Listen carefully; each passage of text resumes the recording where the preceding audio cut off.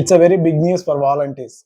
చంద్రబాబు నాయుడు గారు మొట్టమొదటిసారి ఎన్డీఏ ప్రభుత్వం అధికారంలోకి వచ్చిన తర్వాత వాలంటీర్ల విషయమై మొట్టమొదటిసారి నోరు విప్పి సో వారిని ఏ విధంగా ఉపయోగించుకోవాలి, సమర్థవంతంగా వాలంటీర్ వ్యవస్థని, గ్రామవాడి సచివాలయాలని వినియోగించుకోవాలి, సో దానికి సంబంధించిన ప్రణాళికలను సిద్ధం చేయాలని అధికారులకు ఈరోజు సచివాలయంలో సూచించారు.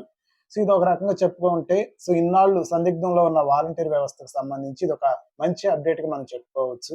సో అదే విధంగా ఈ ప్రీవియస్ గా ఏదైతే ఉందో వాళ్ళకి స్కిల్ డెవలప్ చేసి సో వాళ్ళని మిగతా పనులకి ఎలా వాడుకోవాలన్న విషయం పైన కూడా సో చంద్రబాబు నాయుడు గారు ఆరాధీసి దీనికి సంబంధించి ఏదైతే వాలంటీర్ వ్యవస్థ ఉంటుందా లేదా అనే సందిగ్ధానికి ఫుల్ స్టాప్ పెట్టినట్టే చెప్పుకోవచ్చు.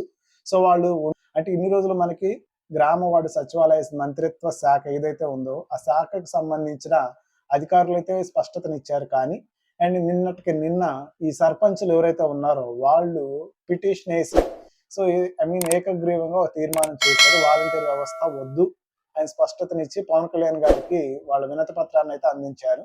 సో ఇలాంటి సిచ్యువేషన్స్ లో ఇది ఒక బిగ్ రిలీఫ్ అని చెప్పుకోవచ్చు వాలంటీర్స్ కి. సో అండ్ వాలంటీర్ అతి త్వరలో ఆంధ్రప్రదేశ్ లో మన వాలంటీర్ సిస్టమ్ మళ్ళీ గతంలో లాగా సో ముందుకి డోర్ డెలివరీ ఏదైతే ఉందో ఇంటి ముందుకి గడప ముందుకి వచ్చి సేవలు అందించేది, సో ఆ పథకం అనేది మళ్ళీ అమల్లోకి వచ్చిందని అయితే అనుకోవచ్చు. సో వాలంటీర్స్ కు సంబంధించి మరిన్ని లేటెస్ట్ అప్డేట్స్ కోసం మన ఛానల్ ని సబ్స్క్రైబ్ చేయండి. అదేవిధంగా వీడియోని చూస్తున్న వాళ్ళందరూ కూడా కాస్త లైక్ చేసి ఎంకరేజ్ చేయమని తెలియజేస్తున్నాను.